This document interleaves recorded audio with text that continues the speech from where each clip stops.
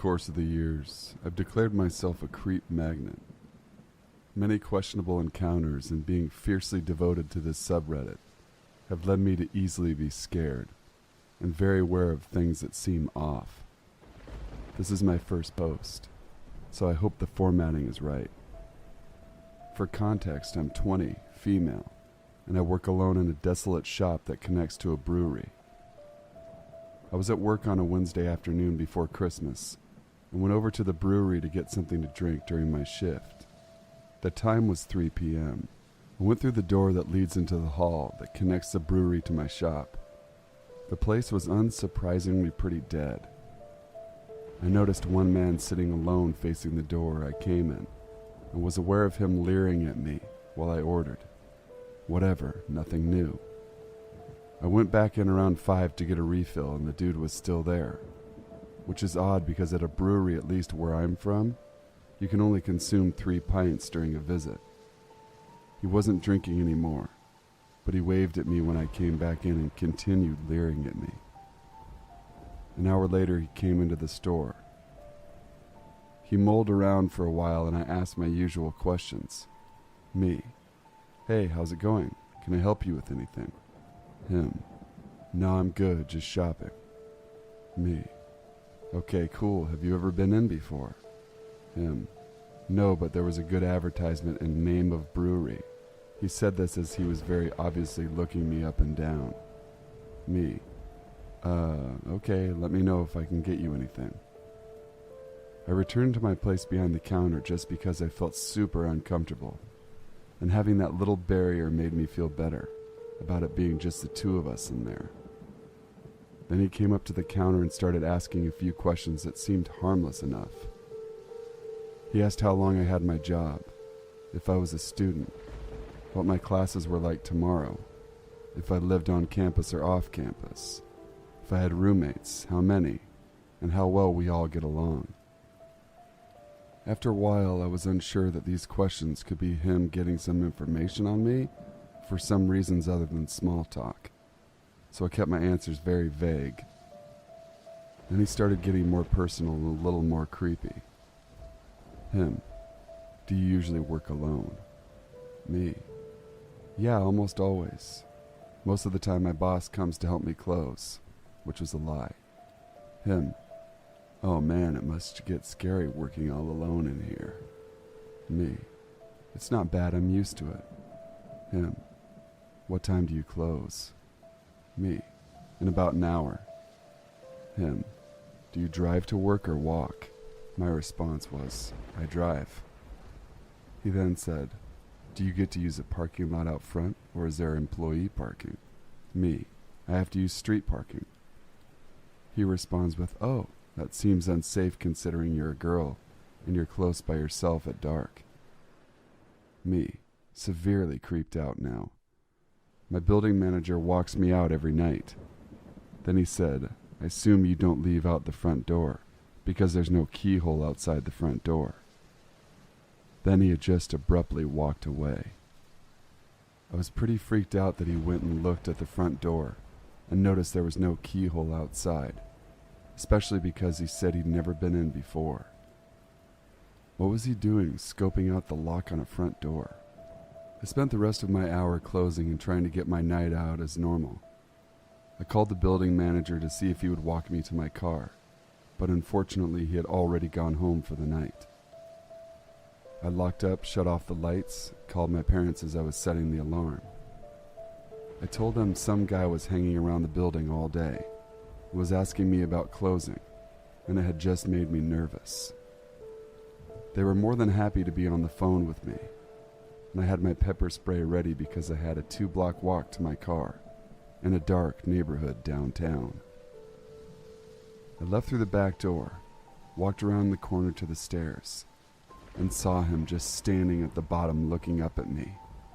I said, "Oh shit, here he is."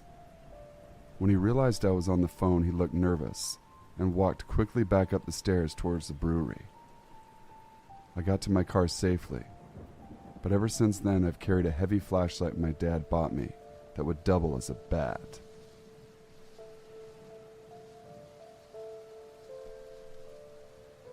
I'm a 16-year-old female, if anyone is wondering. Either way, this all started about 8 months ago. There's this creepy old man who started to come to my church. After church dismisses and everyone rushes out the door, he would sit outside on the benches the church had put out. And each time I would walk down the sidewalk, he would only stare at me walking to my mom or my brother's car in the parking lot. At first I thought maybe he was looking at my clothes and my hair, because people always compliment me on my fashion and hair. But it gets a little creepier, for me at least. Before my church started doing 3 services, the man and I would go to the same service. I would usually sit somewhere in front of the sanctuary, or off to the far side from the main doors. He would walk in, sit at the far back in the corner and stare. If he couldn't see me due to a lot of people being in the way, he would find another place to sit just to stare at me. Whenever I walk out the sanctuary before or during service, he would just stare at me walking out. And whenever I would come back, he would just stare at me walking back to my chair, and just continue to stare at me during the sermon. One time I was walking out after church let out. He followed me back to the church parking lot. I walked my usual route, and then I remembered my brother parked in the back parking lot, so I cut between the alley of the 2 buildings my church has. The old man was sitting on the bench as usual, staring at me. He then saw me take a turn into the alleyway, so as I was waiting at my brother's car, he got held up talking to someone in the sanctuary, and he didn't give me the key to his car because he's a dick. The creepy old man appeared 10 seconds later, out of the alleyway after I walked out, just stared me down while he walked along the building. His car wasn't even in the back, but the way he would walk and just stare at me creeped me out so much. For months he's been staring at me until finally my church got big enough that we added a 3rd service. This kind of helped for a while, because he would go to the 3rd service and I would go to the 2nd, but now he's starting to go to the 2nd service, because he's seen me walking out after the 2nd service dismisses. One time I was waiting for my mom outside in the hallway near the doors, and at first I didn't see him there. He had his phone out pointing towards me like he was taking a photo, but trying to be discreet about it. As soon as I turned and saw him on his phone pointed towards me, he quickly put it away and tried to act normal. Last Sunday he was sitting behind me and just staring at me. I got so uncomfortable I just picked out my bag and sat somewhere else. I know this isn't as creepy as some entries on here, but it's creeping me out horribly. It's getting to the point I'm getting scared to go to my own church. I've told my parents, my friend, brother, and even the security team at our church. I haven't told my mom about the phone incident because I'm not sure enough if he was actually taking a picture of me or not. My friend told me last Sunday that he even stares at her now, and it's creeping her out. Should I be concerned about this? When I was 15, my brother, 2 of our cousins, and I used to spend a week up north with my grandparents on a piece of land in Wisconsin that they bought. To set the scene, the land was about 5 acres in a rural part of the state, and the neighbors around us were summer people who only came up on weekends, meaning midweek was pretty desolate. My grandparents had 2 RV trailers on their land, one for their use and one for guest use. At 15, my grandparents decided to let my cousin, who was 13, and I use a guest RV, just because they thought we were old enough to be by ourselves. They kept my 11-year-old brother and 10-year-old cousin in their trailer. I had just returned from a week in Washington, D.C. with friends, so most of our nighttime rituals included gossiping about D.C. and the boy I had a crush on who was still there as well. Nothing concerning happened the first few nights. As a precaution, my grandparents gave us a car key fob and an intercom just in case we got scared. Oh boy, how I didn't know that this would be used on one of our last nights here. It was around 10 p.m. and my grandparents and the others had gone to sleep, so we walked over to the other trailer. As we got in the trailer, we started to change, when something in my head popped up. We hadn't locked the door. The voice in my head urged me to lock it. We had both been admittedly bad about this. I went back and locked it, and my cousin and I went to talking at the table. As my cousin talked about the boy she liked, I got this feeling of dread. I noticed that I stopped listening to her, and after a minute she did too. She asked me what was wrong, and I shushed her. Outside the window next to us, shades were drawn. We heard a shuffling noise as if someone was walking back and forth in front of the window. This went on for 5 solid minutes. The noise approached the door, and I immediately hit the intercom button, calling my grandfather. I told him there were weird noises outside. Whoever was outside could almost likely hear us talking because of the thin walls. We could still hear the shuffling. My grandfather's voice rang out over the intercom. "I'm grabbing my gun. I'll be right there." At that second, the shuffling stopped. I heard my grandfather rip open the door to his trailer. He yelled out. He ran to our door and knocked, telling me it was him. I opened the door. To this day, I've never seen such a look of crazed terror on my grandfather's face. He was holding his gun, and he asked us to follow him to his camper. We obliged and grabbed the stuff we needed. My brother and cousin and grandma were sitting up in the next camper. My grandmother looked terrified as she sat in the window, staring out past us. We settled in and slept, but she sat there awake all night. The next day, we left 2 days early for home.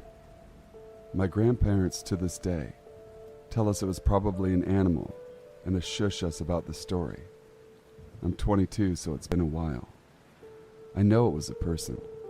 So does my cousin. But if I could go back, I would have ripped up those blinds so I could have made sure and not had to live with the wonder of who was on the other side.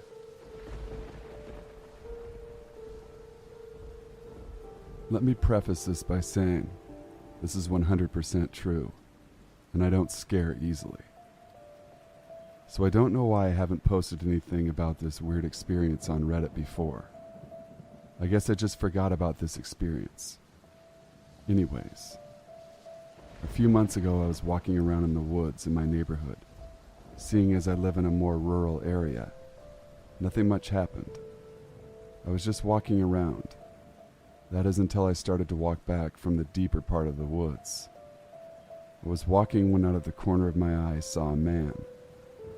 The thing about him, though, was he was standing in the middle of a field, holding a baseball bat, looking like he could snap at any moment.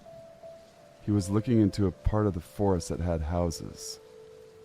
He had a long gray beard and looked older, like an old biker. Afterwards I saw this. I ran like my life depended on it. Maybe it did. As you can imagine, I stayed out of the woods for a while.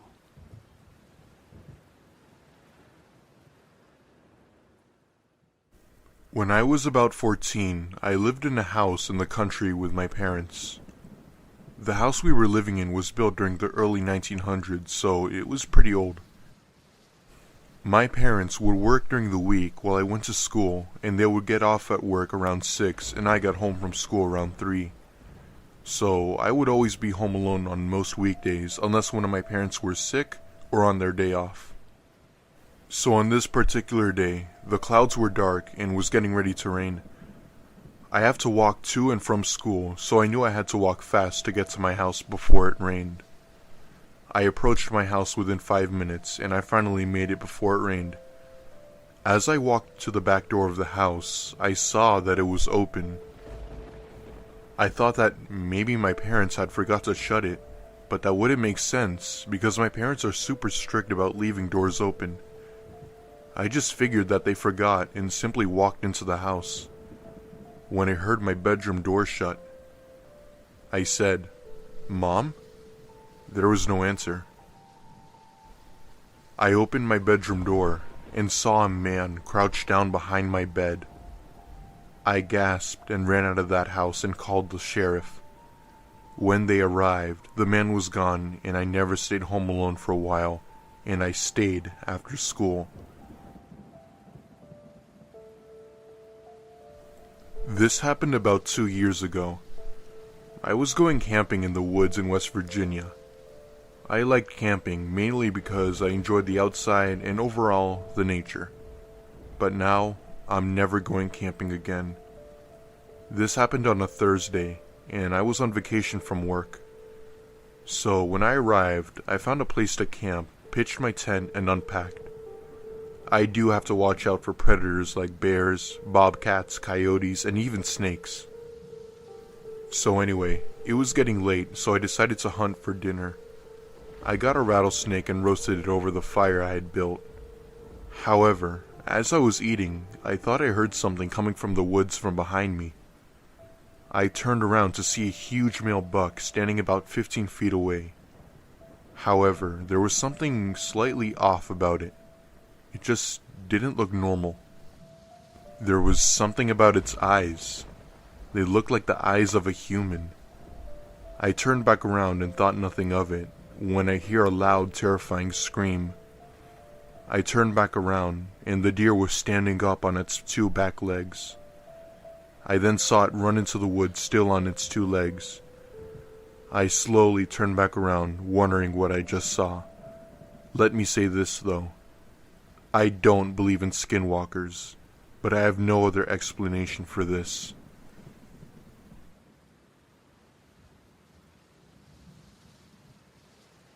This didn't happen to me, but rather my mom and dad.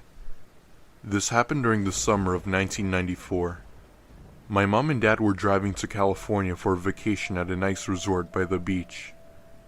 Anyway, they ended up on a deserted road, and they thought they took a wrong turn.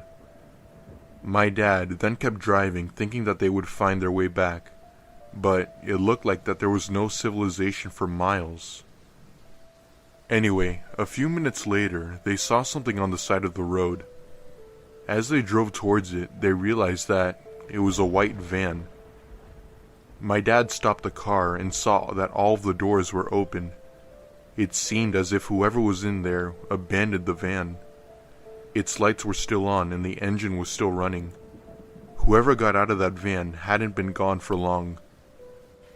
However, he noticed a horrible smell coming from the van, but he couldn't find the source. He looked everywhere around the van but found absolutely nothing. My dad was about to call the police, but he accidentally dropped his phone on the ground.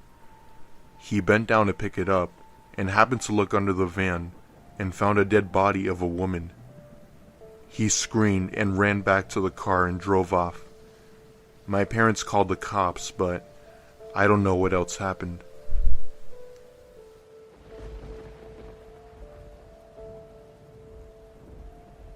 When I was 18, I got a job at Walmart. Small town, not much else there for someone fresh out of high school. I'd been there about a month and worked in the jewelry department, usually from mid-afternoon until the department closed at 9 p.m. I would close the department myself, but obviously, Walmart is open 24 hours, so other people were always around. One night I'm locking the cases up and putting things away, and an overnight stalker walks by and says hi. I look up, smile, and say hi back, then go about my business. This guy. The only way I can describe him is to say he looks like one of the Bee Gees. Shoulder-length frizzy hair, kind of a bouncy hop to his step when he walked, mid-50s. This started to become a regular thing on nights I closed by myself. He'd walk by and say hi, and I would say hi back. That's it. No conversations ever took place. Then on my birthday, a few of my friends who worked there got me a cake. I hugged them, said thank you, etc. About an hour later, Mr. BG comes around with a birthday card and gave it to my manager to give to me. My manager thought it was extremely funny that this weirdo got me a card, until I opened it. Happy birthday. I saw you hugging those guys earlier. It made me really mad, but I called a friend and talked it out, and he made me realize you're allowed to have friends other than me. Just please don't hug them anymore. Save those hugs for me. I don't know what kind of emotion showed on my face, but my manager grabbed the card and read it, then walked me back to the store manager's office and showed it to him. Store manager said the guy was obviously joking, but that he would talk to him about it. I didn't see Mr. Bee Gees for around a week, until one night while I was closing, he plunked down a stuffed envelope on my counter as he walked by without a word. Inside was 6 pages, front and back, of pure crazy. It was basically his entire life story, all about his family and schools he went to, but with weird stuff like how his sister was a psychic and his father was an exorcist and all sorts of weirdness.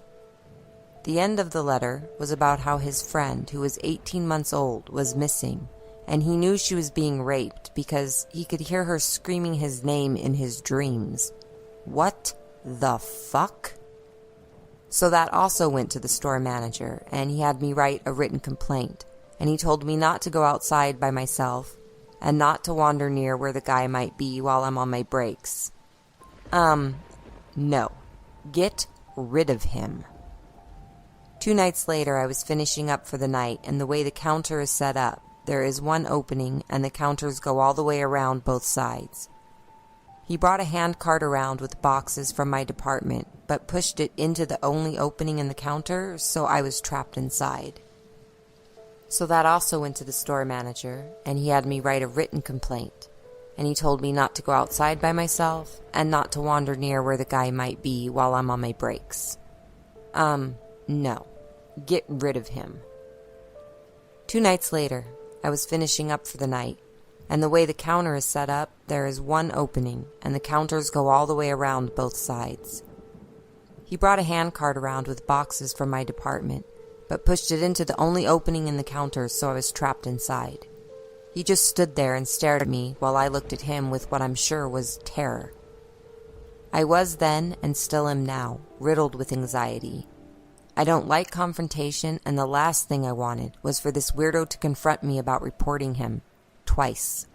He whispers, "Sorry, didn't mean to scare ya." I turned around and started finishing my closing tasks, pretending he wasn't there, even though I could feel him watching me.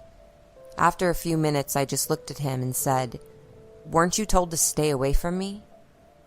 He gave me this gross predator grin and said, "The store manager asked me if I was joking. I told him I was." Then he leaned in, as close to me as he could get with the counter between us, and whispered, "But I'm not joking." Then he walked away. For 2 weeks after that, he would randomly show up wherever I was. I would leave for lunch, he would be there. Even non-work places. I would go to the mall, he would be there. Another department manager told me he had been reported by 4 other people over the last 2 years for very similar behavior. I, again, went to my store manager, who told me the guy was harmless, and maybe he had a little bit of a crush.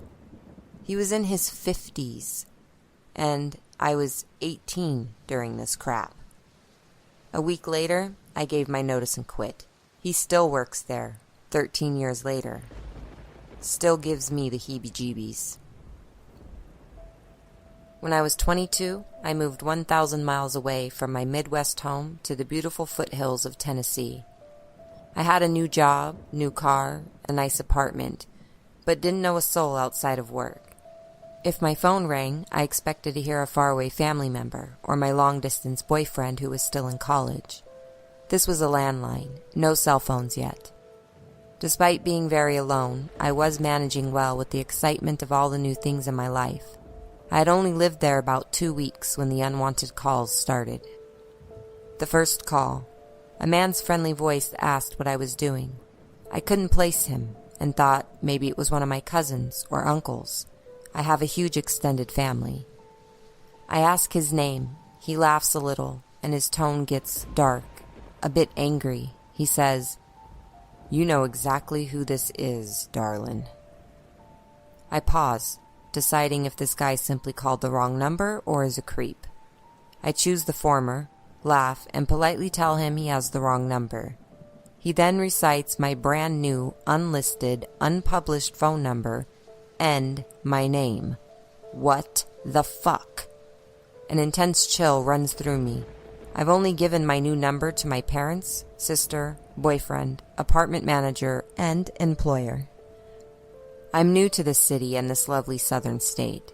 He does not like it when I tell him he called the wrong number and starts yelling at me, then tells me in a much calmer voice the many vulgar things he's going to do to me. I hang up and brush it off. He calls again around 1 a.m. I tell him to fuck himself and hang up. He keeps calling, so I unplug the phone and return to sleep. However, as days go by, the calls continue and escalate. He starts mentioning personal things about me. Said he liked the white quilt on my bed, knew what was in my fridge, that he's allergic to cats, which I had one, and then asked me if I was in love with Mary. As I listened to his words, I was standing in my kitchen looking at the calendar taped to the fridge. It had Mary written in pink on the 17th with a heart around it. Because Mary is my sister, and the 17th is her birthday. I started shaking and crying, because suddenly I realized this creep has been in my apartment. I was alone, with no friends or family to run to for the night. It was me versus a creepy mystery man. I didn't sleep much that night. Early the next morning, I talked to the apartment complex manager before heading to work, telling her what happened and that I want the locks changed that day. She gets a weird look on her face, and after a long pause, says she knows who has been in my apartment, and that it won't happen again. What? Turns out she had a creepy, rapey maintenance guy who noticed a young woman moving into an apartment alone and thought that I was his new pet. She had the locks changed immediately and promised that she would personally keep the other key. Although the calls stopped, I was paranoid for a year as I came and went from my apartment, because I never even knew what this guy looked like. I moved out the moment my lease was up. Only after thinking about it years later did I realize that her weird expression likely meant it had happened before. Plus, she didn't even fire him. I regret not calling the cops. I was young and naive.